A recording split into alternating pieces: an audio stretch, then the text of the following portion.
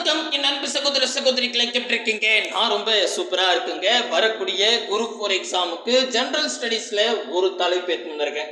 இந்த தலைப்பு நீங்க படிச்சு முடிச்சிட்டீங்கன்னா வரக்கூடிய குரூப் 4 எக்ஸாம்ல கண்டிப்பா ஒரு கொஸ்டின் கேட்பாங்க. இதற்கு ப்ரூஃப் பாத்தீங்கன்னா அநியாயத்துக்குங்க கடந்த 15 வருஷ குரூப் 4 கொஸ்டின் எடுத்து பாருங்களேன். இந்த தலைப்புல கண்டிப்பா ஒரு கொஸ்டின் கேட்டிருப்பாங்க. என்ன 15 வருஷமா அப்படின்னு கேட்டா அது பாருங்க, 2012 குரூப் 4ல 1, 13 குரூப் 4ல 1, 14 குரூப் 4ல 1, 16 குரூப் 4ல 3 கேட்டாங்க. சூப்பர். 18 குரூப் 4ல 1, 19 குரூப் 4ல 1, 22 குரூப் 4ல 1, 24 குரூப் 4ல 1, 25 குரூப் 4ல 1. என்ன இந்த 24 குரூப் 4ல மட்டும் ஒரு கொஸ்டின் கரண்ட் அஃபேர். பரவாயில்ல, அந்த தலைப்பு கீழே கரண்ட் அஃபேர் கேட்டிருக்காங்க. சூப்பர்ல. அப்ப கடந்த 15 வருஷமா இந்த தலைப்புல ரெகுலரா ஒரு கொஸ்டின் கேட்டதால வரக்கூடிய குரூப் 4 எக்ஸாம்லயும் கண்டிப்பா ஒரு கொஸ்டின் உறுதியா கேட்பாங்க. இந்த தலைப்பு என்ன அப்படின்னு தெரிஞ்சுக்கணுமா? அதே மாதிரி கடந்த 15 வருஷத்துல கேட்கப்பட்ட ஒரிஜினல் கேள்வியே உங்களுக்கு பிடிஎஃபா மாத்திருக்கேன். இந்த பிடிஎஃப் எப்படி டவுன்லோட் பண்ணோம் அப்படின்னு தெரிஞ்சுக்கணும்னா இந்த வீடியோவை கொஞ்சம் கூட ஸ்கிப் பண்ணாம ஃபுல் வீடியோ பாருங்க. முக்கியமா நம்ம சேனலுக்கு நீங்க புதுசா இருந்தா சப்ஸ்கிரைபிள் பண்ணி வச்சுக்கோங்க. நம்ம பாத்தீங்கன்னா வரக்கூடிய குரூப் 4 எக்ஸாமுக்கு ப்ளூ பிரிண்ட் 150 அப்படின்ற ஒரு ஸ்கீம் நம்ம நடத்திட்டு இருக்கோம். அதுல 150 தலைப்புகள் அல்லது 150க்குள்ள யூனிட்ஸ் நம்ம கொடுப்போம். அதுல இருந்து 140ல இருந்து 160 கேள்விகள் கண்டிப்பா கேட்பாங்க அப்படின்னும் ப்ரூஃப் 1 by 1 கொடுத்துட்டு வரோம். அந்த வரிசையில நம்ம ப்ளூ பிரிண்ட் 19 வந்தாச்சுங்க. இந்த 19 என்ன தலைப்புன்னு கேட்டா ஜெனரல் ஸ்டடீஸ்ல அறிவியல்ல நம்ம சிலபஸ்ல 5 கேள்வி கேட்க போறாங்க சயின்ஸ்ல. கரெக்டா? சோ இந்த 5 கேள்வியில ஒரு கேள்வி மனித நோய்கள் அப்படின்ற தலைப்புக்கு கீழே கேட்பாங்க. அதுக்கு எவிடன்ஸே கடந்த 15 வருஷ குரூப் 4 கொஸ்டினை அனலைஸ் பண்ணி பார்க்கல ரெகுலரா ஒரு கொஸ்டின் கேட்குறாங்க. ஓகேவா? நான் கூட அந்த கொஸ்டின் காமிக்கிறேன் பாருங்க. ஓவராலா இங்க பாருங்க, நான் அதுக்கு ப்ரூஃபோடவே எடுத்துட்டு வந்திருக்கேன். 2025 குரூப் 4 எக்ஸாம் எடுத்துக்கிட்டா 172வது கேள்வியா கேட்டிருக்காங்க. கீழ்காணும் நோய்கள் அது காலம் 1ல கொடுத்துருக்காங்க. அதற்கு ஏற்படும் பாதிப்புகளை காலம் 2ல கொடுத்துட்டு பொறுத்துக மாதிரி கேட்டிருக்காங்க. என்னன்னா இங்க பாருங்க, டெங்கு, இளம்பிள்ளைவாதம், தட்டம்மை, சின்னம்மை. அதுக்கு இந்த பக்கம் பார்த்தா குடல் மற்றும் மூளை, அப்புறம் தோல், ரத்தம், அப்புறம் சுவாசப்பாதை, நரம்பு மண்டலம், அதுக்கப்புறம் தோல், சுவாசப்பாதை அப்படின்னு கொடுத்துருக்காங்க. இது நமக்கு 10th புக்கில் இருக்குன்னு நினைக்கிறேன். கரெக்டு தானே? எஸ். நம்ம நோட்ஸ் கொடுக்கும் போது அதை பற்றி டிஸ்கஷன் பண்ணிக்கலாம். அப்போ இது நோயில தானே வருது. இது என்ன கேள்வி நீங்க தாராளமா செக் பண்ணி பார்த்துக்கலாம். 2025 குரூப் ஒரு ஆன்சர் கீ அஃபிஷியலா வெளியிட்டிருப்பாங்கல்ல, அதை டவுன்லோட் பண்ணிட்டு அதில் போய் 172வது கேள்வி பாருங்க, இந்த கொஸ்டின் இருக்கும். சரியா? சூப்பர்ல. அதுக்கு அடுத்த ப்ரூஃப் 2024 குரூப் 4 கொஸ்டின் எடுங்க. அதில் 153வது கேள்வி எடுங்களேன். இதில் பாருங்க, அண்மையில் தாவரங்களில் நோய் ஏற்படுத்தும் பூஞ்சையானது மனிதர்களை தாக்கி நோய் தொற்று ஏற்படுவதாக தெரிய வந்துள்ளது. அதற்கான காரணமான பூஞ்சை எது அப்படின்னு கேட்டிருக்காங்க. கான்ஸ்டேரியம் பேர்போரியம். கடவுளை, வாயிலேயே வரலையே. சரி, ஸோ இதுதாங்க இந்த பூஞ்சை தான். இது எனக்கு ஞாபகம் இருக்குது. 2023ல் டிவிலாம் கூட நான் பார்த்தேன். அப்போ பார்த்தீங்கன்னா கேரளாவில் ஒருத்தருக்கு பார்த்தீங்கன்னா விலங்கு நோய் மனுஷனுக்கு வராதுன்னு தானே சொல்லுவாங்க. அதாவது தாவரங்கள் நோய் மனிதர்களுக்கு வராது அப்படின்னு சொல்லுவாங்க இல்லையா? பட் தாவரத்தில் ஏற்படக்கூடிய ஒரு நோய் மனிதர்களை தாக்குச்சு அப்படின்னும் சொல்லியிருந்தாங்க. கரெக்ட் தான்? ஞாபகம் இருக்கா உங்களுக்கு? ஸோ 2023 தான். சரிங்களா? இது ஒரு கரண்ட் அஃபேர் கொஸ்டின் தான். நான் அந்த நியூஸ்ல இருக்கிறத கூட கட் பண்ணி வச்சிருக்கேன். ஸோ இது கரண்ட் அஃபேர் கொஸ்டின் கேட்டிருக்காங்க. இருந்தாலும் நமக்கு என்ன வருது? நோய் ரிலேட்டடா. சரியா? அப்போ நம்ம நோய்கள் அப்படின்ற தலைப்பை எடுத்து ஜெனரல் சயின்ஸ்ல எங்கெல்லாம் நோய்க்கு ரிலேட்டடா கொடுத்துருக்காங்களோ அதெல்லாம் எழுதணுமா? எழுதி வச்சுட்டு கூடவே கரண்ட் அஃபேர் நம்ம எப்படி ரெகுலரா பார்ப்போம். நம்மளும் பார்த்தீங்கன்னா கவர்மெண்ட் மெட்டீரியல் டெய்லியுமே உங்களுக்கு கொடுத்துட்டு வரோம். கரெக்ட் தானே? அதில் நோய்களுக்கு ரிலேட்டடா ஏதாவது கரண்ட் அஃபேர் இருந்தா அப்படிங்க நோட் பண்ணி வச்சுக்கோங்க. அது அப்படியே கேட்கறதுக்கு வாய்ப்பு இருக்கு. புரியுதுங்களா?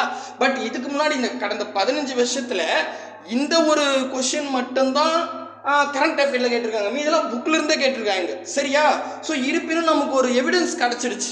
அப்போ நம்ம படிக்கும் போதே நோய்க்கு ரிலேட்டடா நமக்கு கேள்வி இருந்தா நம்ம குறிச்சு வச்சுக்கணும். இதே மாதிரி இப்போ கொரோனா கூட வந்து பார்த்தீங்கன்னா, கொரோனாவில் வந்து கொரோனா ஏற்படக்கூடிய அந்த வைரஸ் பற்றியோ அல்லது அதுக்கான காரணங்களை பற்றியோ நம்ம கொஸ்டினில் கேட்கல. அதனால என்னென்ன ஏற்பு ஏற்பட்டுச்சுன்னு பொருளாதாரத்தில் கேட்டிருந்தாங்க. கரெக்டா? மேபி அதையும் கேட்டிருந்தாங்க, நான் இதையும் சேர்த்துருப்பேன். ஓகேவா? பட் கொரோனான்றது முடிஞ்சு போச்சு, 5-6 வருஷம் ஆகி போச்சு. அதனால் 2026 அதில் கேட்பாங்களான்னு எனக்கு தெரியல. இருப்பினும் இந்த 2026 கரண்ட் அஃபேரில் புதிதாக நோயை பற்றி ஏதாவது இந்த மாதிரி தொற்று நோயை பற்றியோ ஏதாவது இருந்தால், முக்கியமானது இருந்தால் அதை அப்டேட் பண்ணிக்கலாம். நம்மளும் இருந்தால் சொல்கிறோம். புரியுதுச்சா? ரைட்டு. அடுத்தது 2022 குரூப் 4 கொஸ்டின் 104வது கேள்வியாக பாருங்க. எபிதீலியல் செல் புற்றுநோய் உருவாக்குவதற்கு டேஷ் என்று பெயர் அப்படின்னு சொல்லியிருக்காங்க. கார்சினிமோ. எஸ், இது கொஞ்சம் வார்த்தைலாம் டிஃப்ரெண்ட்டாக தான் இருக்கும்ல. எஸ், டாக்டர் படிச்சுருந்தா தெரியும், இன்ஜினியரிங் படிச்சவனுக்கு எப்படி தெரியுது? கார்சினோமா. கரெக்டா? ரைட், நல்லா படிச்சுட்டேன். ரைட்டு. அதுக்கு அடுத்தது 128வது கேள்வியா 2019 குரூப் 4 எக்ஸாமில் கேட்டிருக்காங்க. பன்றி காய்ச்சலை உருவாக்கும் வைரஸ் எது அப்படின்னு கேட்டிருக்காங்க. H1N1 virus. இது கூட வந்து பார்த்தீங்கன்னா கேரளாவில் ஒரு இது நடந்துச்சு, அதில் டிவியில் சொல்லிகிட்டே இருந்தாங்க பன்றி காய்ச்சல். மோஸ்ட்லி நிறைய நோய்கள் வந்து இந்தியாவில் ஃபஸ்ட்டு எங்கே வந்து தாக்கும்னா கேரளா சைடு தான் தாக்கும். கரெக்ட் தானே? ஸோ இது கூட நான் நியூஸில் பார்த்துருக்கேன், பன்றி காய்ச்சல் பற்றி சொல்லும் போது H1N1 வைரஸ் அப்படின்னு. சரிங்களா? ரைட். ஆனால் இது வந்து 9th புக்லேயே இருக்குது. ஓகேவா? ரைட்டுங்க. அதுக்கு அடுத்தது எங்கே பாருங்களேன், 2018 குரூப் 4 பொறுத்துக்க மாதிரி சொல்லிட்டாங்க. இதில் நீங்கள் பொறுத்துக்களே பார்த்தாவே தெரியுது, குறைபாடு நோய்கள், அதாவது B2, B6, B12 அப்படின்னு கொடுத்துருக்காங்க. ஸோ இது வந்து நோயை பற்றி தான் ஒரு கேள்வி கேட்டிருக்காங்க. என்ன நம்பர்னா 113வது கேள்விங்க. சரிங்களா? ஸோ நான் இதுக்கப்புறம் மொத்தமாக படிக்கலாமா வேணாமா? சரி, ஓகே. 2016 குரூப் 4 எக்ஸாமில் 198வது கேள்வியாக கேட்டிருக்காங்க. மருந்துகளின் ராணி என அழைக்கப்படும் மருந்து பொருள் எது அப்படின்னு. அதுக்கு ஆப்ஷன் டி பெனிசிலியன் அப்படின்னு கொடுத்துருப்பாங்க. இது எல்லாருக்குமே தெரிஞ்சது தான். ஸோ அப்போ இதுவும் நோய் தான் ரிலேட்டடாக. இதில் ஒரு ஆச்சரியம் என்னன்னா, 2016 குரூப் 4 இங்கே பாருங்க, 198வது கேள்வியா, அப்புறம் 106வது கேள்வி இந்த முடக்குவாதத்தை அப்படின்ற மாதிரி சொல்லியிருப்பாங்க. படித்து பார்த்துங்க. அதுக்கப்புறம் வந்து பார்த்தீங்கன்னா 104வது கேள்வியா வந்து மனிதனுக்கு ஏற்படும் பூஞ்சைகள் பற்றி ஒரு கேள்வி கேட்டிருக்காங்க. சரிங்களா? இதுவும் நோய்க்கு ரிலேட்டடாக தான் வந்திருக்கு. கிளியராக புரியுதுங்களா? 3 கேள்வி கேட்டிருக்காங்க. ஆனால் நம்ம இந்த எக்ஸாமில் கண்டிப்பாக 3 கேள்விலாம் கேட்க மாட்டாங்க, 2 கேள்வி கூட கேட்க மாட்டாங்க. ஏன்னா சயின்ஸ்லேயே வெறும் 5 கேள்வி தான் கேட்க போகிறாங்க. அப்போ 5 கேள்வியில் நோய்க்கு 2 கேள்வி கேட்டால் மீதி எப்படி கேட்பாங்க? கண்டிப்பாக வாய்ப்பு இருக்காது. அதனால் ஒரு கேள்வி கண்டிப்பாக கேட்பாங்க. சரியா? அந்த ஒரு கேள்வி நோய்கள்லேருந்து ஒரு கேள்வி கேட்பாங்க. இன்னொரு கேள்வி இருக்குது, விசை இயக்கம் ஆற்றல் அப்படின்ற தலைப்பு இயற்பியல்ல, அதுலேயும் ஒரு கேள்வி கேட்பாங்க. நான் அடுத்தடுத்த ப்ளூ பிரிண்டில் அதுக்கான எவிடன்ஸ் கொடுக்குறேன். சரிங்களா? ரைட்டு. நெக்ஸ்ட் வந்து பார்த்தீங்கன்னா 2014 குரூப் 4 எக்ஸாமில் 107வது கேள்வியா, எக்ஸ் வைரஸ் எந்த ஜினோமனால்